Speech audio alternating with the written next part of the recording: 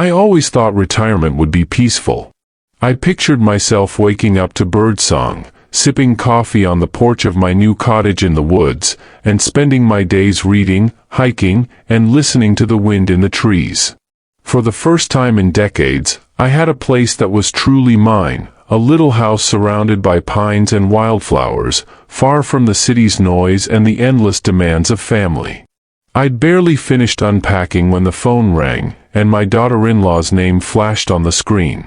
Melissa never called just to chat. "George, my elder sister Brenda is moving in with you," she announced, not even bothering with a hello. "She needs a break from the city, and your place is perfect. If you don't like it, come back to the city." I sat in stunned silence, the mug of coffee cooling in my hand. I could hear the TV in the background, the clatter of dishes. Melissa was already moving on, her decision made. I didn't argue. I just said, "All right, Melissa. If that's what you want." But inside, something snapped.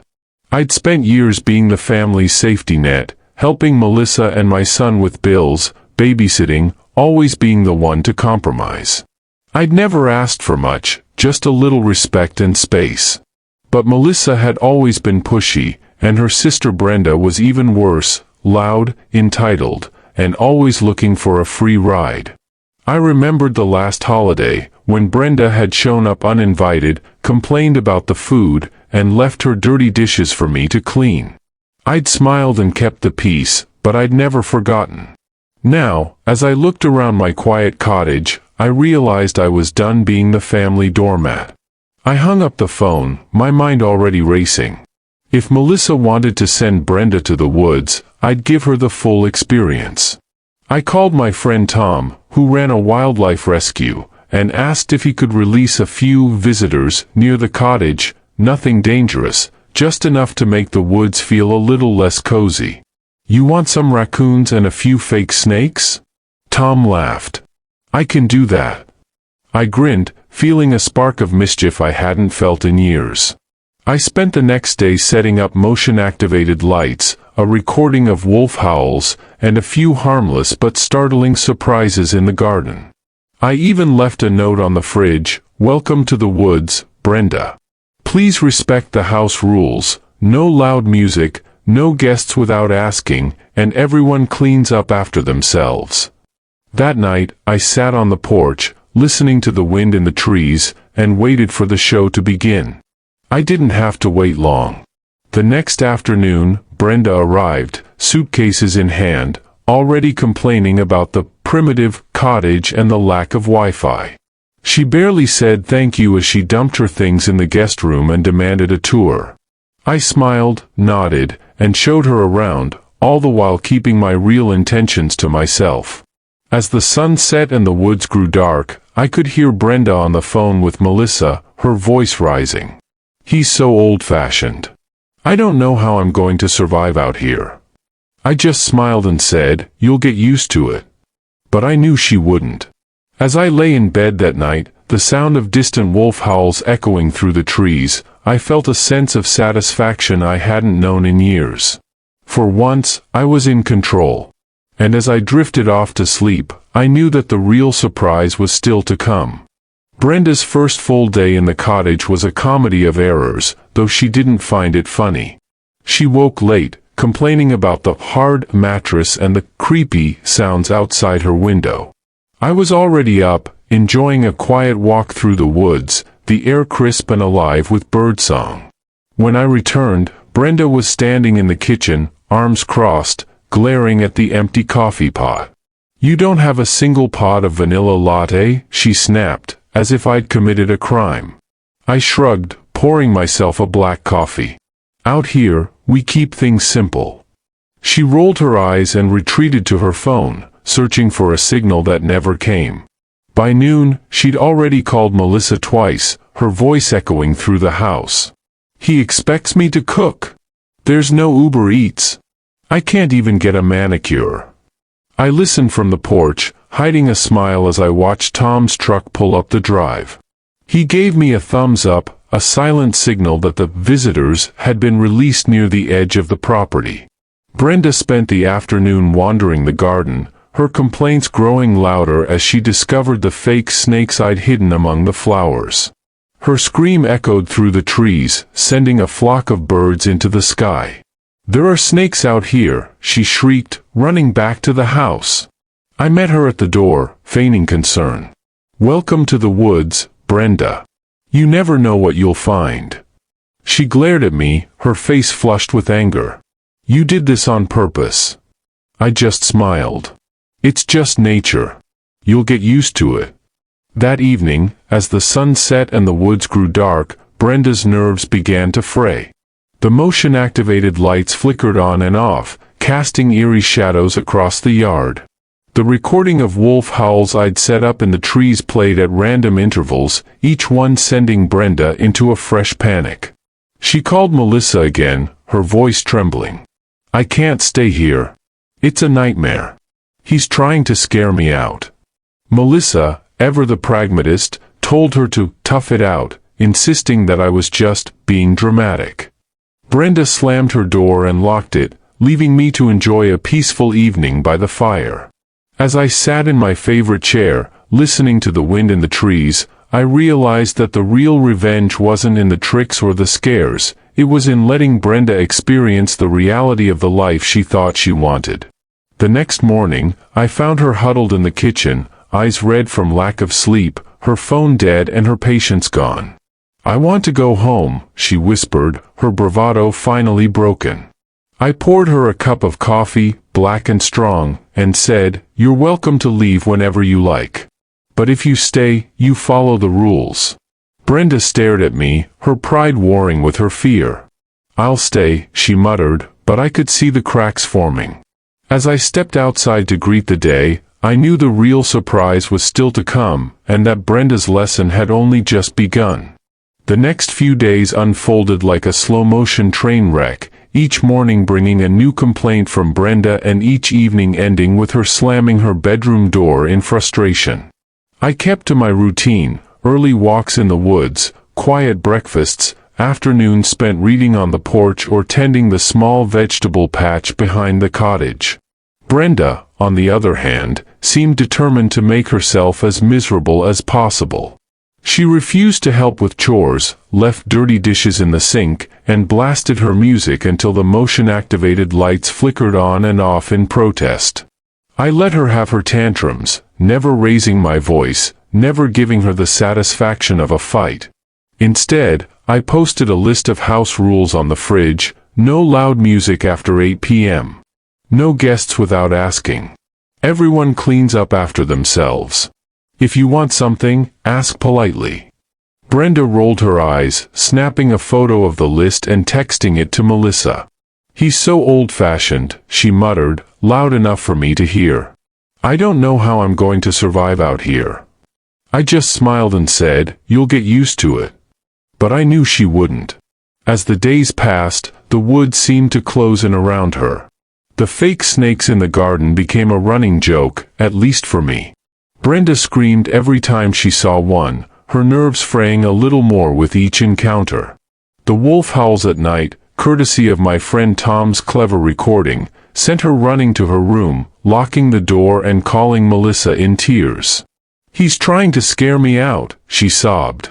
Melissa, growing tired of the drama, told her to tough it out and reminded her that she'd insisted on moving in. Brenda's pride kept her from leaving, but her patience was wearing thin. One afternoon, I found her in the kitchen, staring at the empty coffee canister. "You're out of coffee," she snapped. "You could have told me." I shrugged. "There's a store in town. It's a nice walk." Brenda glared at me, but I could see the uncertainty in her eyes. She'd never been this far from her comfort zone, never had to fend for herself. I watched as she stomped out the door, muttering under her breath, and smiled as I heard her shriek a few minutes later. She'd stumbled into a patch of mud, her shoes ruined. That night, as she sat at the table, her pride in tatters, I offered her a cup of tea. "You know, Brenda, the woods have a way of teaching you what you need to learn. Out here, you can't fake it. You have to earn your peace." She looked at me, her bravado finally cracking. "I don't know if I can do this, George." I nodded, my voice gentle. You don't have to. You can leave whenever you want. But if you stay, you follow the rules. Brenda was silent for a long moment, then nodded. I'll try.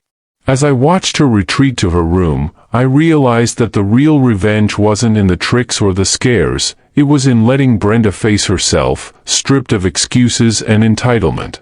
The woods were doing their work, and the real surprise was still waiting just around the corner. By the end of the first week, Brenda's complaints had become a kind of background noise, but I could see the toll the woods were taking on her. She jumped at every creak of the floorboards, eyed the windows nervously after dark, and spent most of her time scrolling her phone in search of a signal that never came. I kept my distance, letting her stew in her own discomfort, but I wasn't done yet. I called Tom again, my friend from the wildlife rescue, and asked if he could arrange for a few more visitors, this time, a family of raccoons known for their love of kitchen raids. Tom laughed, promising to drop by after dusk. I also set up a few new surprises, a motion-activated garden gnome that howled like a coyote, a harmless but realistic-looking spider in the bathroom, and a few strategically placed wind chimes that made the night air sing with eerie music. Brenda, oblivious to my preparations, spent her days sulking and her nights calling Melissa, her voice growing more desperate with each conversation. I can't sleep, I can't eat, I can't even shower without thinking something's going to jump out at me, she wailed one evening, slamming her bedroom door so hard the windows rattled. Melissa, growing tired of the drama, told her to stop being so sensitive and reminded her that she'd insisted on moving in. That night, as the wind picked up and the trees groaned outside, I sat by the fire, sipping tea and listening to the symphony of chaos I'd orchestrated. Around midnight, I heard the unmistakable sound of raccoons in the kitchen, pots clanging, Brenda shrieking, the fridge door swinging open and shut. I waited a few minutes, then wandered in, feigning surprise. What's going on? Brenda was standing on a chair, her hair wild, her eyes wide with terror. There are animals in the house. This place is cursed. I bit back a smile. It's just nature, Brenda.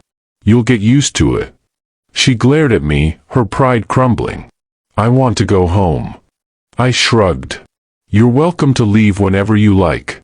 But if you stay, you follow the rules. She stormed back to her room, slamming the door behind her. The next morning, Brenda found the garden gnome howling at the sunrise, the spider waiting in the shower, and the wind chimes singing a tune that made her skin crawl. She called Melissa in tears, begging to be rescued. I can't do this. I can't live like this. Melissa, finally out of patience, told her to pack her bags and come home. Brenda spent the day gathering her things, her bravado gone, her entitlement replaced by exhaustion and defeat. As she loaded her suitcases into the car, she turned to me, her voice small. You did this on purpose, didn't you? I smiled, my eyes kind but unyielding. I just let the woods do their work. As Brenda drove away, the cottage was finally quiet again, the peace of the forest settling over me like a blessing. I sat on the porch, watching the sun set through the trees, and realized that the real revenge wasn't in the tricks or the scares, it was in letting Brenda experience the reality of the life she thought she wanted, and letting nature teach her the lessons I never could. The surprise was complete, and for the first time in years, I felt truly at home. The day after Brenda's dramatic departure, the cottage felt lighter than it had in weeks. I woke to the sound of birdsong and the gentle rustle of wind in the pines, the kind of peace I dreamed of when I first bought the place. I made coffee, sat on the porch, and watched a family of deer graze at the edge of the clearing, their calm a stark contrast to the chaos Brenda had brought. My phone buzzed with a message from Melissa. Brenda says you set her up. She's furious. What happened? I smiled, sipping my coffee before replying, she got the full country experience. Maybe next time she'll ask before moving in. Melissa didn't answer, but I could imagine the scene at her house, Brenda ranting about raccoons, fake snakes, and haunted wind chimes, Melissa rolling her eyes, my son trying to keep the peace. As the days passed, word spread through the family and the small town nearby. Some called me petty, others called me a genius. My son, after hearing the full story, just laughed and said, "Dad, you finally stood up for yourself." The neighbors, who had watched Brenda's arrival and hasty exit with a mix of curiosity and amusement, stopped by to congratulate me. "You did what we all wish we could do," one said, shaking my hand. "You taught her a lesson she'll never forget." I spent my days settling back into my routine, morning walks, afternoons in the garden, evenings by the fire. The cottage was quiet again, the only sounds the calls of owls and the distant howl of coyotes.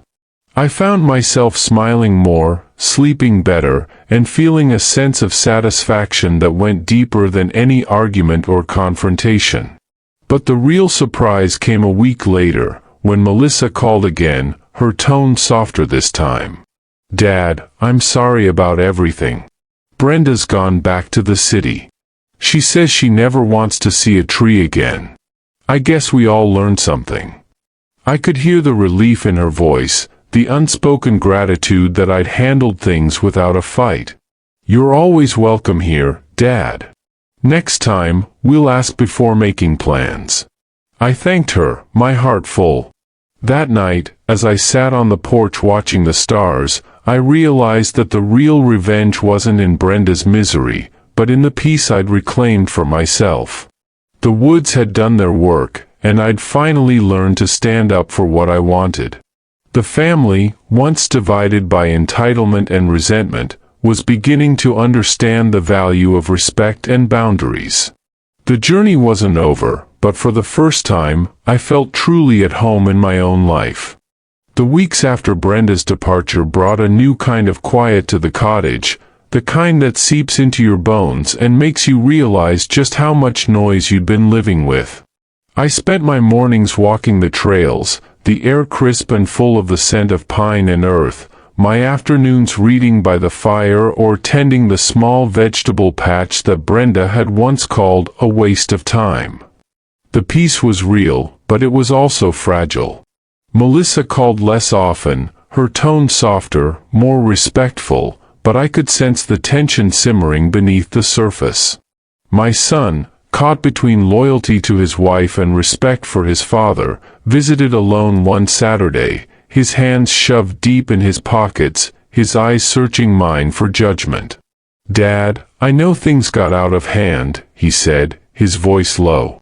"I should have stood up for you. I let Melissa and Brenda walk all over you, and I'm sorry." I nodded, letting the silence stretch. "It's not about apologies, son. It's about learning. I needed to set boundaries, and you needed to see what happens when you don't." He looked away, shame and relief mingling in his expression. "Are we okay?" I smiled, clapping him on the shoulder. "We're better than okay. We're finally honest." As the days grew longer and the first hints of spring appeared, the family began to test the new boundaries I'd set. Melissa called to ask if she and my son could visit for a weekend, just the two of them, no surprises. I agreed, laying out the rules again. "You're welcome here, but this is my home. We share the work, we respect the quiet, and we leave things better than we found them." They arrived with groceries and a bottle of wine, their laughter tentative but real. We cooked together, cleaned up together, and spent the evenings talking by the fire, the old tension replaced by a sense of partnership. Melissa even apologized, her voice sincere. "I thought I was helping by sending Brenda. I didn't realize how much you needed this place to be yours." I forgave her, but made it clear, this is my sanctuary. I won't give it up again. The weekend passed in a blur of good meals, long walks, and honest conversation. When they left, the cottage felt even more like home, the boundaries I'd fought so hard to set now respected by everyone who mattered. I realized that the real revenge wasn't in Brenda's misery or Melissa's regret, but in the peace I'd reclaimed for myself. The woods had taught us all a lesson, that respect is earned, not demanded, and that sometimes, the best way to protect what you love is to let others experience the consequences of their own choices. As I watched the sun set through the trees, I knew the journey wasn't over, but for the first time, I was looking forward to whatever came next. Spring brought new life to the woods, and with it, a sense of renewal that seeped into every corner of my cottage. The birds returned, the wildflowers bloomed, and for the first time in years, I felt truly at peace. I spent my days tending the garden, reading on the porch, and exploring trails I'd never had time to walk before. The quiet was a balm, a reminder that solitude could be a gift, not a punishment. But peace, I'd learned, was always temporary when it came to family. One afternoon, as I was planting tomatoes, my phone buzzed with a message from Melissa. "Dad, can we talk?" I called her back, bracing myself for another request. She was hesitant, her voice softer than I'd ever heard it. "My cousin is going through a rough patch. She needs a place to stay for a few weeks. I know what happened with Brenda, but this is different. She's quiet, respectful, and she won't be any trouble." I listened, weighing her words against the lessons of the past. "Melissa, I understand wanting to help family. But this is my home. I need to know that my boundaries will be respected." She promised they would, her relief palpable. "Thank you, Dad. I'll make sure she knows the rules." Minnie Hook, when Melissa's cousin, Rachel, arrived, I was wary but hopeful. She was polite, kept to herself, and even offered to help with chores. For a while, it seemed like things might actually work. We shared quiet dinners, talked about books and music, and even took a few walks together. But as the days passed, I noticed small changes. Rachel started inviting friends over without asking, leaving dishes in the sink, and playing music late into the night. The old tension crept back in, the peace I'd fought so hard to reclaim slipping through my fingers. I confronted Rachel one evening, my voice calm but firm. "We had an agreement. If you want to stay here, you need to respect the rules." She apologized, but I could see the resentment in her eyes. "I just wanted to feel at home," she said. "But this place is too quiet, too lonely." I nodded, understanding more than she realized. Sometimes, quiet is what we need to hear ourselves think. Minnie Hook. The next morning, Rachel packed her bags and left, her goodbye brief but sincere. Melissa called later, her voice full of gratitude and regret. "Thank you for giving her a chance, Dad. I know it wasn't easy." I smiled, feeling a sense of closure. We all need second chances, Melissa. But we also need to know when to say enough. As I watched the sun set over the woods, I realized that the real revenge wasn't in making others suffer, but in protecting the peace I'd earned, and in teaching my family that respect, once lost, must be earned back one day at a time. After Rachel left, the cottage settled into a deeper quiet than I'd ever known. The woods seemed to breathe with me, every sunrise a fresh start, every sunset a gentle reminder that peace was something you had to fight for, and protect.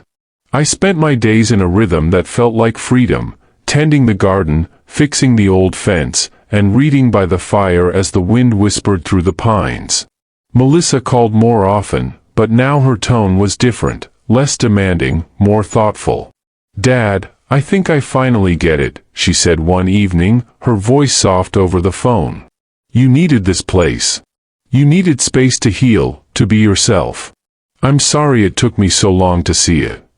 I listened, my heart swelling with a mix of relief and pride. "It's not just about me, Melissa. It's about all of us learning to respect each other's needs."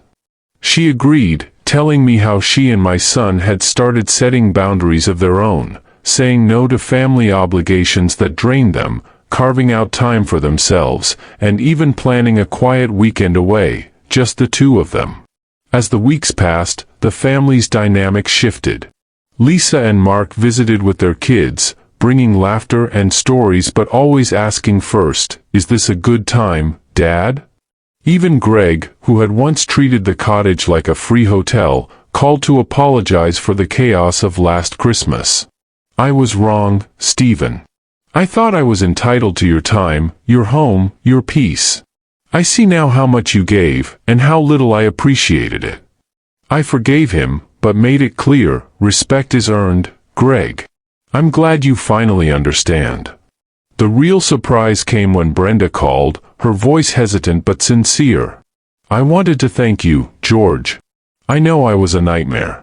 But being out there, alone in the woods, made me realize how much I'd taken for granted.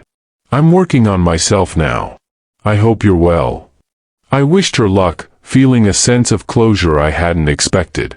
The revenge I'd set in motion had rippled through the family, forcing each of us to confront our own flaws and find a new way forward.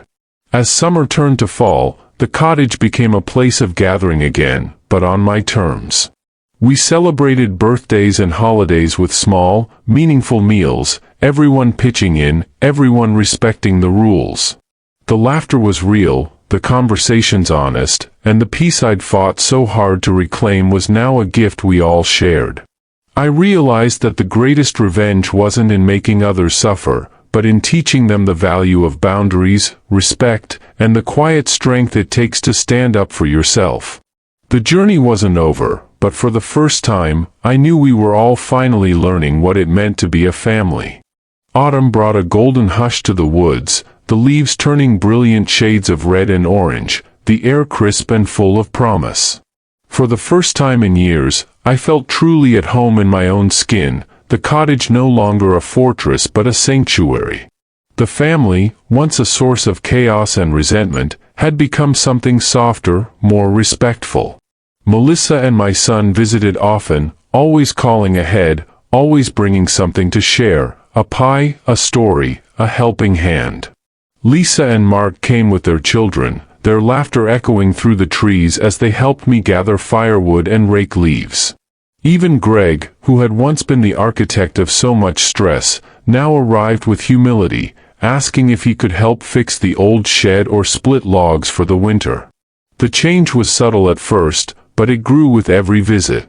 Meals were simpler, but richer, homemade soup, fresh bread, apples picked from the orchard. We sat around the table, sharing stories and memories, the old wounds now woven into the fabric of our lives, not as scars to be hidden, but as proof of survival. One evening, as we sat by the fire, Melissa turned to me, her eyes shining. "Dad, I never realized how much you did for us. I'm sorry for all the times I took you for granted." I squeezed her hand, my own voice thick with emotion. "We all make mistakes, Melissa. What matters is what we do next."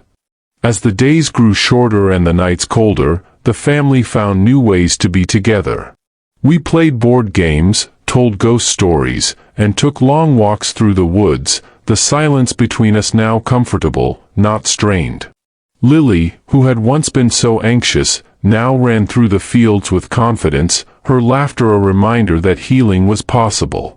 Even Brenda, from afar, sent postcards and updates, her journey of self-discovery a quiet testament to the power of second chances. The real test came when Thanksgiving approached. Melissa called, her voice tentative. "Dad, would you like to host this year? We'll do all the work. You just relax." I agreed, but with one condition: everyone helps.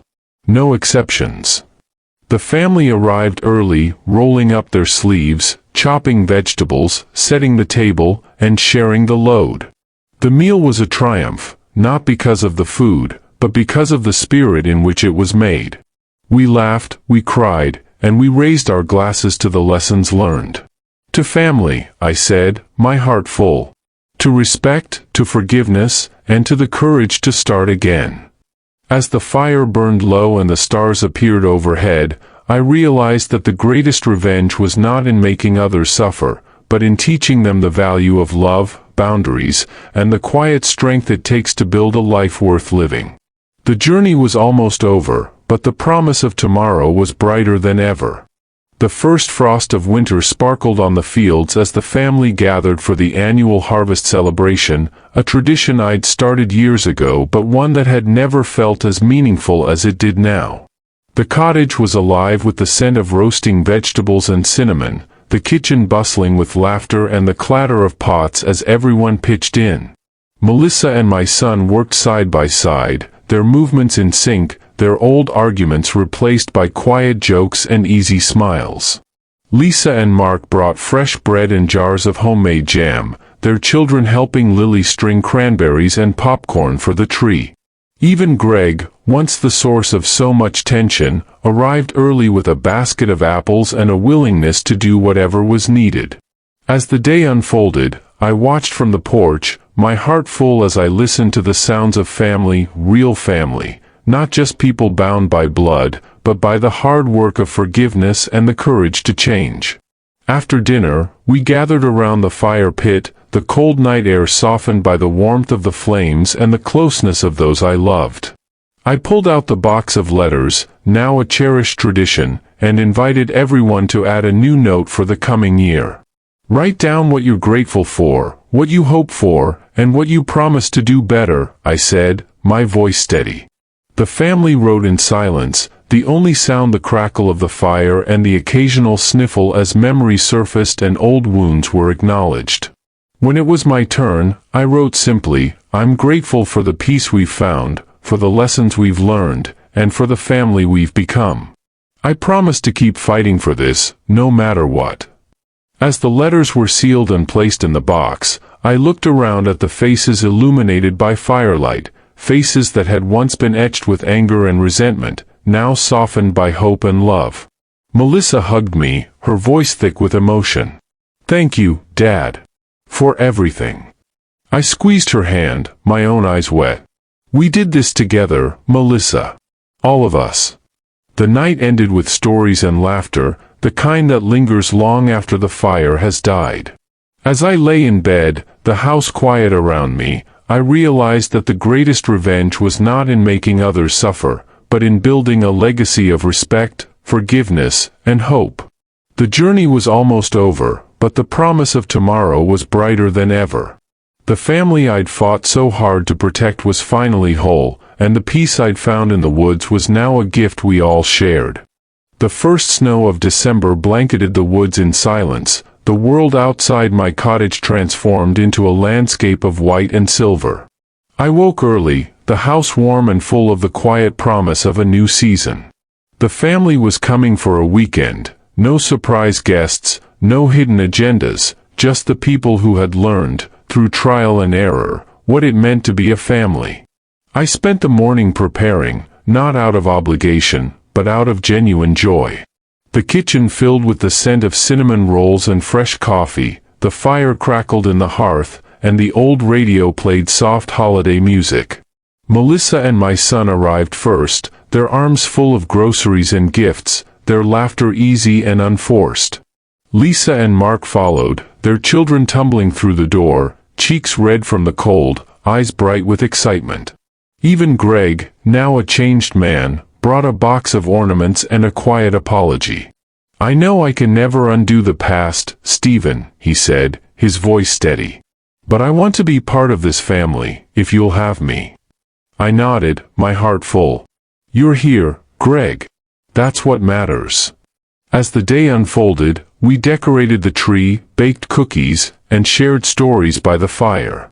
The old wounds were still there, but they no longer defined us. Instead, they had become part of the story, a reminder of how far we'd come, and how much we'd learned. After dinner, we gathered in the living room, the box of letters at the center of the table. Each family member read their note from the year before, their voices trembling with emotion. Melissa's letter was a promise to never take family for granted again. Lisa's was a vow to keep the tradition alive. Greg's was a simple thank you for a second chance. Lily, her eyes shining, read her wish for more days like this, with everyone together. I read my own letter last, my voice steady. I'm grateful for the peace we've found, for the lessons we've learned, and for the family we've become. I promise to keep fighting for this, no matter what. As the night wore on, we sat together in the glow of the tree, the world outside hushed and still. I realized that the greatest revenge was not in making others suffer, but in building a legacy of love, forgiveness, and hope. The journey was almost over, but the promise of tomorrow was brighter than ever. The family I'd fought so hard to protect was finally whole, and the peace I'd found in the woods was now a gift we all shared. As I watched the snow fall outside, I whispered a silent promise to myself and to those I loved: whatever comes next, we'll face it together. The Cole legacy would endure, not just in land or money, but in the hearts of those who had learned to love, to forgive, and to begin again. The new year dawned with a sky of pale gold and the promise of a fresh start, the woods around my cottage hushed beneath a blanket of snow. I woke to the sound of laughter drifting up from the kitchen, Melissa and Lisa making pancakes, Mark and Greg arguing good-naturedly over who would shovel the walk, the grandchildren already bundled up and begging to go sledding. I sat for a moment at the edge of my bed, letting the warmth of the house and the voices of my family wash over me. The pain and chaos of the past seemed distant now, softened by the steady work of forgiveness and the quiet strength of boundaries finally respected. After breakfast, we gathered beneath the old oak tree, the box of letters resting at its roots. Each of us added a new note: hopes for the year, promises to ourselves and each other, confessions of fear and gratitude. I wrote simply, "I am proud of the family we have become. I am grateful for the peace we have found. I promise to keep this home a place of love, respect, and second chances." The children buried the box in the snow, their laughter ringing out as they chased each other through the drifts. As the day unfolded, we worked together, repairing a broken fence, clearing the path to the woods, sharing stories and dreams over mugs of hot chocolate. The house was alive with the kind of joy that only comes from surviving the worst and choosing, again and again, to love each other anyway. That evening, as the sun set and the sky turned lavender and blue, we gathered by the fire, the room aglow with the light of the tree and the warmth of family. Melissa raised her glass, her eyes shining. "To Dad, for teaching us that the greatest revenge is living well, loving deeply, and never letting anyone steal your peace." The toast was echoed around the room, the promise of tomorrow bright in every face. I sat back in my old chair, Lauren beside me, the children at my feet, and felt a peace deeper than any I had ever known. The journey had been long and hard, but in the end, it had led us all home. The legacy I left was not in land or money, but in the hearts of those who had learned to forgive, to hope, and to begin again. As the fire burned low and the world outside grew quiet, I closed my eyes, grateful for the journey, and ready for whatever tomorrow might bring, knowing that, at last, the Brooks legacy would endure for generations to come.